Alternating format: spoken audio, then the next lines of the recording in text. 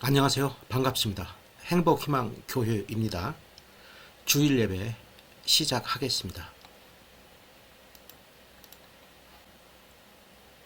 성시 교독입니다. 교독문 82, 빌립보서 2장입니다. 너희 안에 이 마음을 품으라. 곧 그리스도 예수의 마음이니 그는 근본 하나님의 본체시나 하나님과 동등됨을 취할 것으로 여기지 아니하시고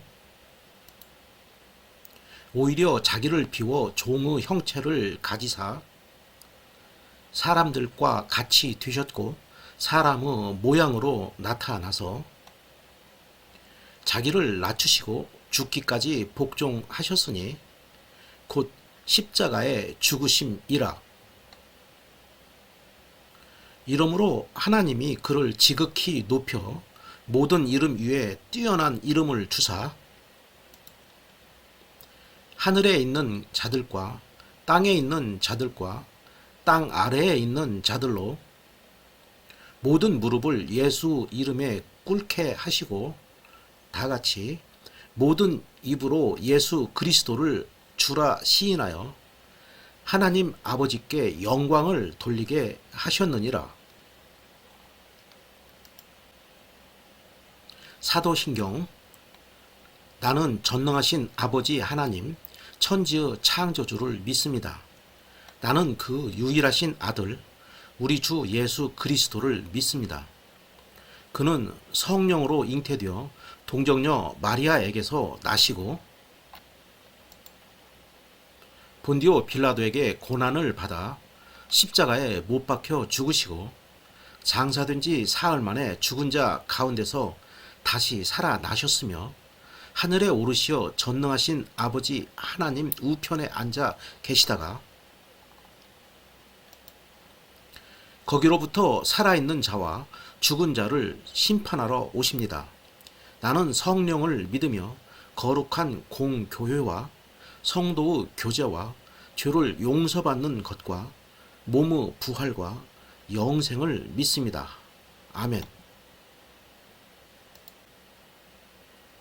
성경 봉독입니다. 마태복음 6장 2절. 그러므로 구제할 때 외식하는 자가 사람에게서 영광을 받으려고 회당과 거리에서 하는 것 같이 너희 앞에 나팔을 불지 말라. 진실로 너희에게 이르노니 그들은 자기 상을 이미 받았느니라. 설교 예수 탐구 구제 시작하겠습니다. 예수님은 우리에게 많은 가르침을 주셨습니다.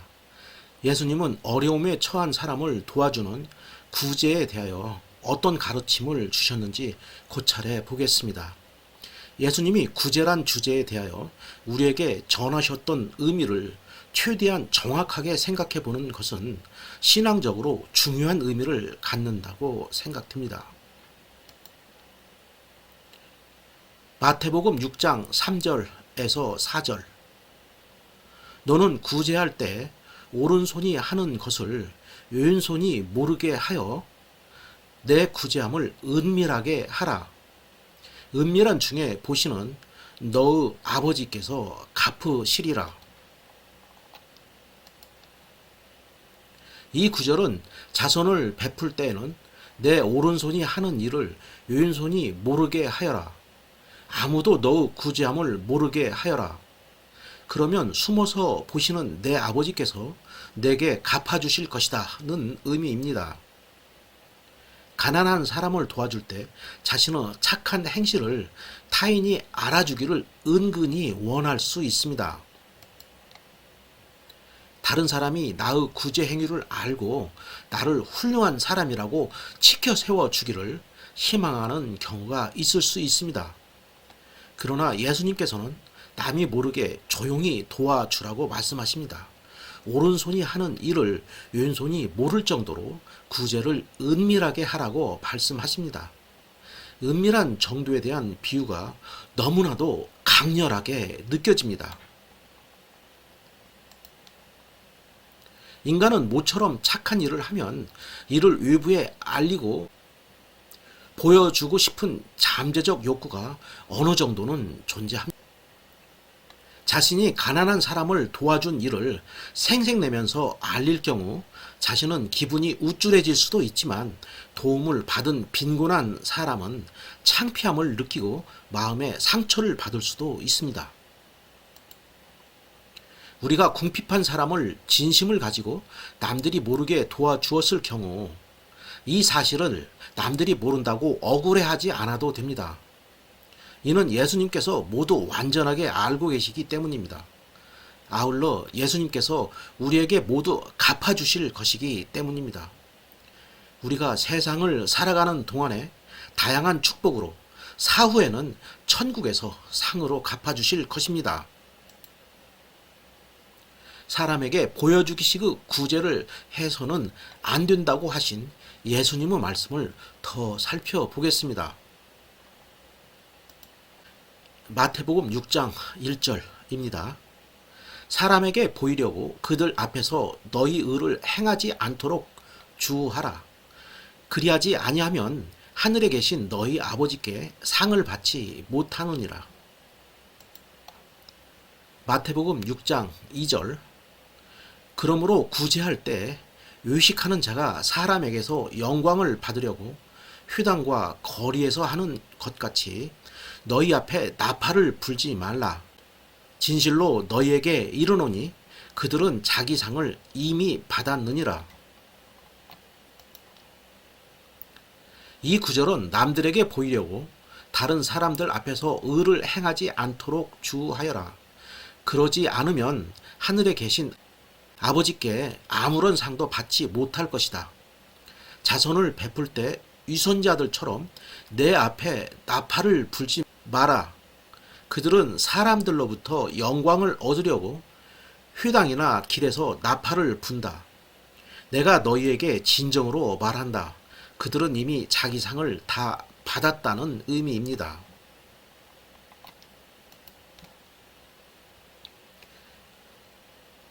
이 성경 구절을 통해서 구제는 남이 모르게 은밀하게 해야 한다는 예수님의 가르침을 명확하게 알 수 있습니다. 다음에는 예수님께서 재물이 많은 청년과 나누신 대화를 통해 구제에 대하여 고찰해 보겠습니다. 마태복음 19장 16절. 어떤 사람이 주께 와서 이르되 선생님이여 내가 무슨 선한 일을 하여야 영생을 얻으리이까? 마태복음 19장 17절. 예수께서 이르시되 어찌하여 선한 일을 내게 묻느냐? 선한 이는 오직 한 분이시니라. 내가 생명에 들어가려면 계명들을 지키라. 마태복음 19장 18절. 이르되 어느 계명이오니이까? 예수께서 이르시되 살인하지 말라, 간음하지 말라, 도둑질하지 말라, 거짓 증언하지 말라. 마태복음 19장 19절에서 20절. 내 부모를 공경하라. 내 이웃을 내 자신과 같이 사랑하라 하신 것이니라. 그 청년이 이르되 이 모든 것을 내가 지켜 사온데 아직도 무엇이 부족하니이까? 마태복음 19장 21절. 예수께서 이르시되 내가 온전하고자 할진대 가서 내 소유를 팔아 가난한 자들에게 주라. 그리하면 하늘에서 보화가 내게 있으리라. 그리고 와서 나를 따르라 하시니. 마태복음 19장 22절. 그 청년이 재물이 많으므로 이 말씀을 듣고 근심하며 가니라.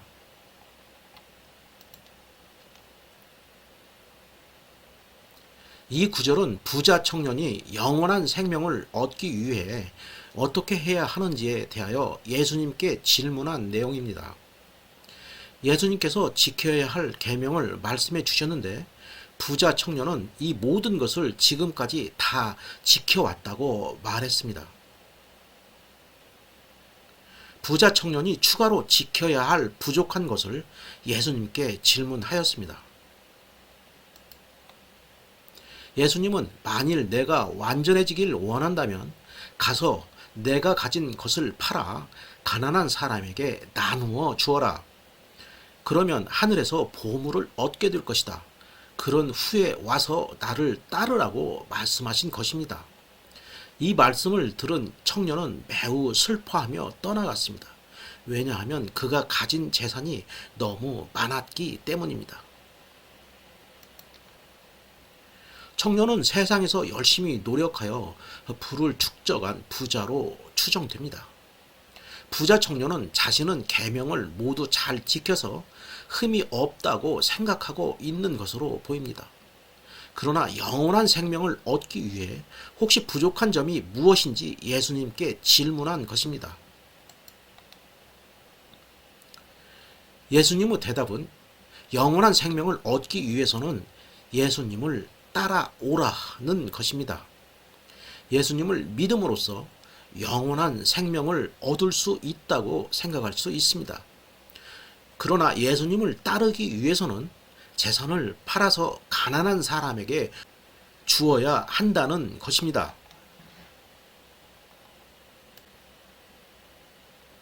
이는 재산이 많은 부자 상태에서는 세상에서 아쉬운 것이 없기 때문에 예수님을 따르기 어렵기 때문으로 생각됩니다. 인간이 자신의 부와 지위를 섬기면서 세상에서 자랑스럽게 살아가면 아쉬울 것이 거의 없다고 생각할 수 있습니다.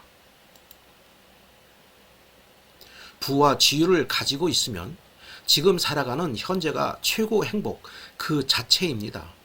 별로 두려울 것이 없고 영원한 생명에 대해 생각해 볼 겨를이 없습니다.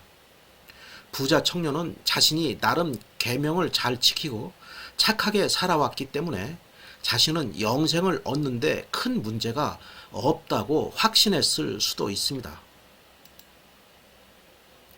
그러나 예수님은 재물에 푹 빠져 있는 사람의 마음으로는 예수님을 따르기 어렵다는 점을 지적하고 계십니다.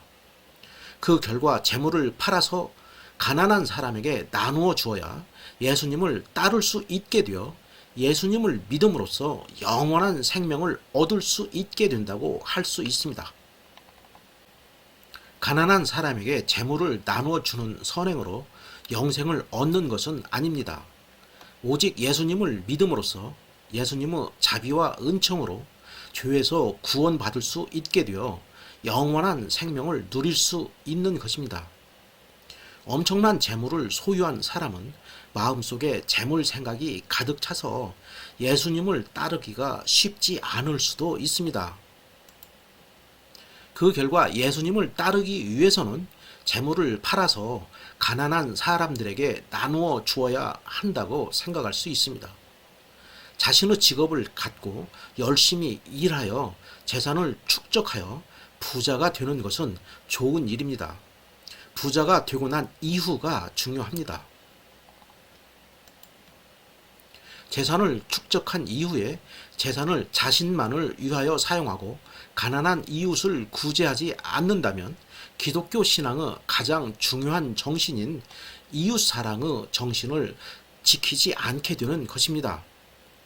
이웃 사랑의 정신을 실천하기 위해서 가난한 이웃을 적극적으로 도와주어야 합니다. 구제를 주제로 한 예수님의 생각을 탐구하기 위해서 성경 구절을 좀 더 살펴보도록 하겠습니다. 누가복음 14장 12절 또 자기를 청한 자에게 이르시되 내가 점심이나 저녁이나 베풀거든 벗이나 형제나 친척이나 부한 이웃을 청하지 말라. 두렵건대 그 사람들이 너를 도로 청하여 내게 갚음이 될까 하노라. 누가복음 14장 13절 잔치를 베풀거든 차라리 가난한 자들과 몸 불편한 자들과 저는 자들과 맹인들을 청하라.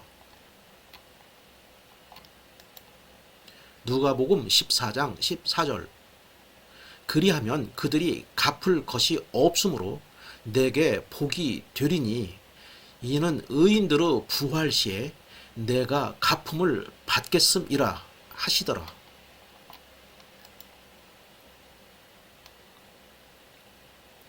이 구절은 예수님께서 자기를 초대한 사람에게 말씀하신 것입니다. 너는 점심이나 저녁을 차려놓고 내 친구, 형제, 친척, 그리고 부유한 이웃을 초대하지 마라. 이들은 너를 도로 초대하여 보답을 한다. 오히려 잔치를 베풀 때는 가난한 사람들, 몸이 불편한 사람들과 다리를 저는 사람들과 맹인들을 초대하여라. 그러면 너희에게 복이 있을 것이다. 그들은 내게 되갚을 것이 없다. 너는 의인들이 부활할 때 보상을 받을 것이다. 는 의미입니다. 우리는 주변의 사람들을 식사에 초대하는 경우가 많이 있습니다. 예수님은 친구, 형제, 친척, 부유한 이웃을 식사에 초대하지 말라고 말씀하십니다. 이는 이들이 도로 나를 초대하여 보답하기 때문이라고 말씀하십니다. 내가 식사에 누군가를 초대할 때 내가 초대한 그 사람이 언젠가는 나를 초대할 것이라는 기대감이 은연중에 존재하는 경우가 있습니다. 향후에 자신에게 이익을 제공할 수 있는 능력이 있는지를 정교하게 계산한 후 식사 초대 대상을 결정하기도 합니다. 나에게 이익을 제공할 수 없는 사람은 식사에 초대하지 않을 수도 있습니다. 식사 초대 대상자를 별 생각 없이 선별하였는데 나도 모르게 무의식적으로 나에게 도움을 제공할 만한 사람만을 선정하게 되는 수도 있습니다. 식사 초청을 나에게 도움을 제공할 만한 경제력과 사회적 지위가 있는 사람 위주로 철저하게 심사하여 뽑고 있을 수도 있습니다. 그러나 예수님은 가난한 사람들, 몸이 불편한 사람들, 다리를 저는 사람들, 맹인들을 잔치에 초대하라고 말씀하셨습니다. 이들을 초대할 때 초대자는 보답받을 생각을 하지 않을 것입니다. 남에게 도움을 제공하는 구제를 할 때에는 내가 보답받을 것이라는 기대감을 갖지 말고 조건 없이 구제해야 한다는 것을 알 수 있습니다. 가난한 사람에 대한 구제를 한 사람은 의인들이 부활할 때 보상을 받을 것이라고 예수님은 말씀해 주셨습니다. 이상으로 예수님의 구제에 대한 가르침을 탐구해 보았습니다. 구제는 남이 모르게 은밀하게 해야 합니다. 또한 자신이 재물을 모아서 부자가 되었을 때 자신만을 위해 모든 재산을 소비하지 말고 어려운 이웃들에게 나누어주는 구제를 해야 예수님을 따를 수 있습니다. 한편 구제는 보답을 받을 수 있는 이익이 있는지를 생각하지 말고 조건 없이 해야 합니다. 이와 같은 원칙 있는 구제를 할 수 있게 하여 달라고 하나님께 기도하시기 부탁드립니다. 인간은 자기 과시를 하고 남에게 보여주기 위해 뽐내면서 구제를 하고 싶은 욕구가 잠재되어 있습니다. 아울러 가난한 사람을 돕지 않고 모든 재산을 자신의 생활을 위해서만 소비하고자 하는 생각이 존재합니다. 또한 나에게 돌아올 것으로 예상되는 이익이 있을 때에만 구제를 하고 싶은 때도 있습니다. 이와 같은 생각을 벗어나서 예수님께서 가르쳐 주신 구제의 원칙대로 실천할 수 있도록 노력해야 합니다. 또한 하나님께 올바른 구제를 할 수 있도록 도와달라고 기도하시기 부탁드립니다.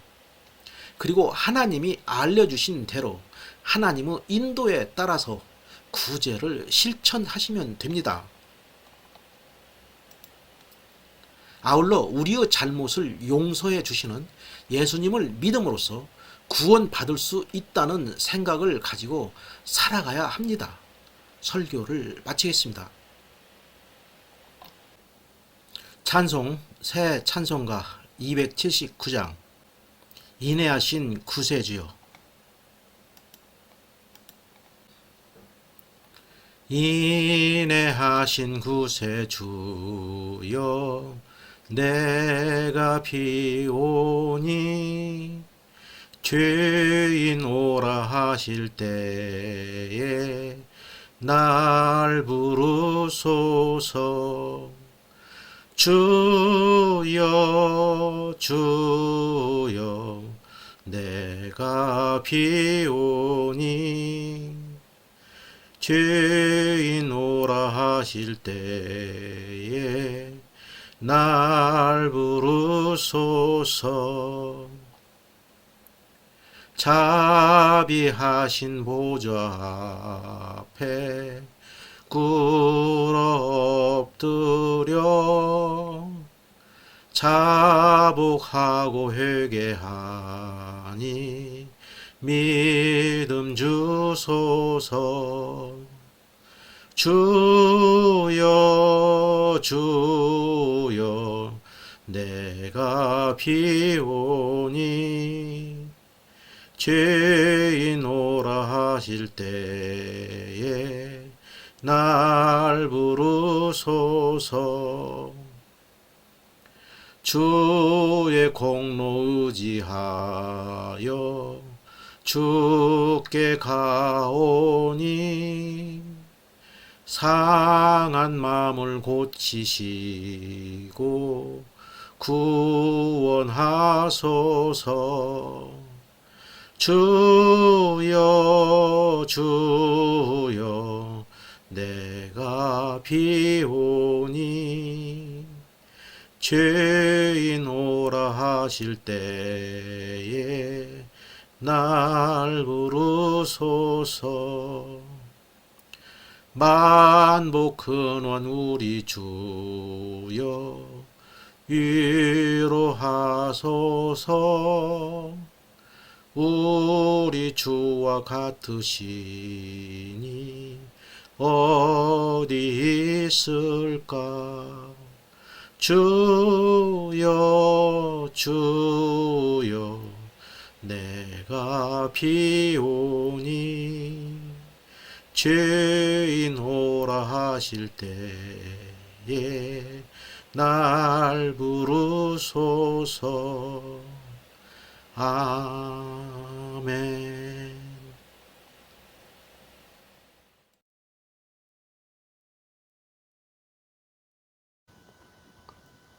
사랑이 많으신 하나님, 오늘 이 예배에 참석하신 분들 중에서 건강이 좋지 않아서 고통받고 있는 분들이 많이 있습니다. 희귀병, 난치병, 기타 알 수 없는 많은 병들로 인하여 건강이 너무 안 좋습니다. 건강이 좋지 않아서 너무 우울하고 너무 답답하고 너무 슬퍼하고 있습니다. 하루속히 건강을 회복하게 도와주십시오. 모든 질병으로부터 벗어나게 도와주십시오. 저희들은 연약하여 질병을 고칠 수 없습니다. 저희들은 방법이 없어서 질병을 고칠 수 없습니다. 하나님의 놀라운 권능으로 모든 질병을 깨끗하게 치료해 주십시오. 하루속히 건강을 회복하여 행복하고 즐겁게 살게 도와주십시오. 건강 악화로 계획했던 모든 일이 이루어지지 않고 있습니다. 병실에서 누워서 어렵게 생활하고 있습니다. 하루속히 건강을 회복하여 기쁨이 충만한 삶을 살게 도와주십시오. 사랑이 많으신 하나님, 각자의 생활 터전에서 생활하시다가 이 예배에 참석하셨습니다. 학생은 열심히 공부를 하고 있습니다. 그러나 공부하는 것이 너무 어렵습니다. 공부하는데 많이 힘이 듭니다. 어려운 공부를 이해하는데 많은 어려움이 있습니다. 새로운 학문을 익히는 것이 너무 힘듭니다.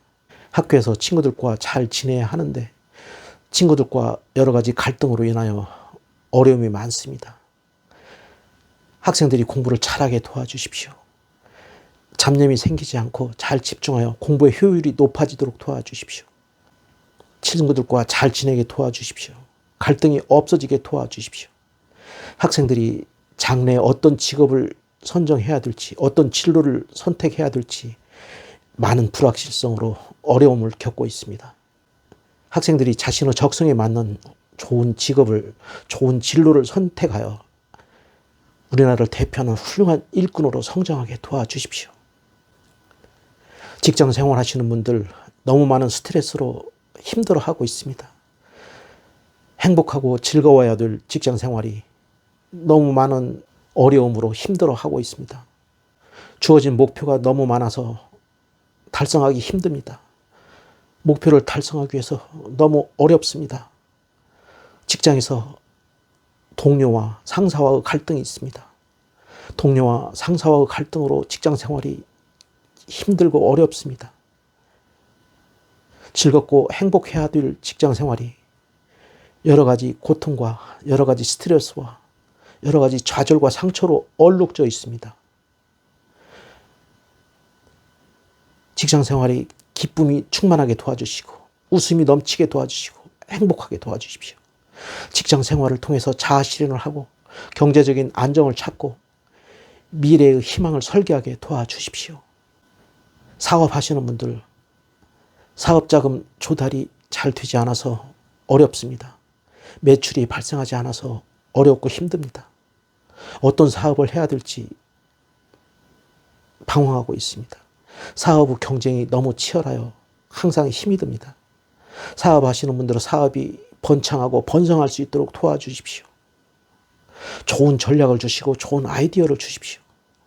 사업하시는 분들이 사업을 통하여 경제적인 안정을 찾고 마음의 평화를 찾고 기쁨이 충만하게 도와주시고 하루하루 행복하게 살게 도와주십시오. 실업자 생활 하시는 분들 많이 계십니다. 하루속히 실업자 생활을 청산하게 도와주십시오. 실업자 생활이 너무 길어지고 있습니다. 경제적으로 너무 어렵습니다. 세상에서 멀리 떨어져서 혼자 외롭고 고독하게 있습니다. 실업자 생활을 하루속히 정리하고 적성에 맞는 좋은 직업을 찾고 그 직업에서 잘 적응하여 경제적인 안정을 찾고 행복하고 즐겁게 살게 도와주십시오. 실업자 생활이 하루속히 청산될 수 있도록 도와주시고 실업자 생활을 청산하고 좋은 직업을 통해서 자아 실현을 하고 열심히 행복하게 살아가게 도와주십시오. 가정 생활에서도 많은 어려움이 있습니다. 서로 사랑하고 화합해야 될 가족 구성원들이 서로 다투고 불신하고 서로 대립하고 있습니다. 가족 구성원들 상호간에 대화를 통하여 모든 문제를 해결할 수 있게 도와주시고 서로 사랑하고 신뢰하고 화합하게 도와주십시오. 가족 구성원들 상호간에 평화를 주시고 웃음이 넘치게 도와주시고 가족 구성원들이 행복하게 살 수 있게 도와주십시오. 사랑이 많으신 하나님, 생활비가 부족하여 어려움을 겪고 계신 분들이 있습니다. 생활비 조달이 안 되어서 불안하고 초조하신 분들 많이 계십니다. 생활비를 잘 조달하여 마음의 평화가 넘치고 행복하게 살게 도와주십시오. 의식주 문제를 잘 해결할 수 있게 도와주십시오. 경제적인 안정을 통하여 마음의 평화를 찾고 행복을 찾고 기쁨을 찾게 도와주십시오. 사랑이 많으신 하나님, 이 모든 문제를 저희들이 다 해결할 수 있다고 믿었습니다. 저희들 혼자 힘으로 문제없이 해결할 수 있다고 믿고 살아왔습니다. 그러나 지나고 나서 보면 저희들 혼자 힘으로 해결하지 못하였습니다. 너무 문제가 많아서 힘듭니다. 너무 많은 문제로 인하여 좌절하고 상처받고 있습니다. 저희들 혼자 힘으로 해결할 수 없고 이 모든 문제는 기도를 통하여 해결할 수 있다고 알게 되었습니다. 이제는 이 모든 문제를 하나님 앞에 내려놓고 열심히 기도하겠습니다. 저희들이 믿음을 가지고 진심을 가지고 포기하지 않고 끈기 있게 기도하겠습니다. 저희들의 기도를 들어주시고 저희들의 기도에 응답해 주십시오. 저희들은 하나님의 인도에 따라서 살아가겠습니다. 모든 문제를 하나님께서 맡아주시고 해결해 주시고 저희들이 생각하지 못했던 깜짝 놀랄 만한 해결책으로 저희들을 인도해 주십시오. 모든 문제를 하나님께서 해결해 주시리라 믿습니다. 이 모든 것을 저희를 구원하여 주신 우리 주 예수 그리스도 이름으로 간절히 기도드렸습니다.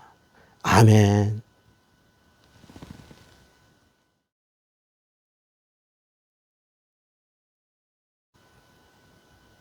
주 예수 그리스도 은혜와 하나님의 사랑과 성령의 교통하심이 이 예배에 참석한 모든 분들에게 함께 있을 것입니다. 아멘. 감사합니다.